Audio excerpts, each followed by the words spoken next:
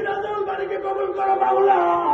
দারুল দেওবন্দ যেভাবে কবুল করছো আল্লাহ এই মাদ্রাসাকে ওইভাবে কবুল করো মাওলা।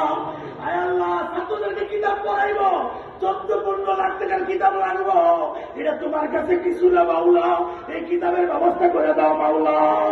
আয় মাওলা মুখলেস ছাত্র ওস্তাদের ব্যবস্থা করে দাও মাওলা, মুখলেস খেদমতগারের ব্যবস্থা করে দাও মাওলা। আজকের এই ওয়াজ মাহফিল রাস্তায় যদিও মাহফিল না, আল্লাহ গো তুমি কার পছন্দ করো জানি না। আয় আল্লাহ এখানে মাদ্রাসার ছাত্র আছে, হাফেজ আছে, ডাইনে আলেম আছে, বামে আলেম আছে, যুবকরা আছে, মুরব্বীরা আছে, কাদের হাত পছন্দ করো জানি না।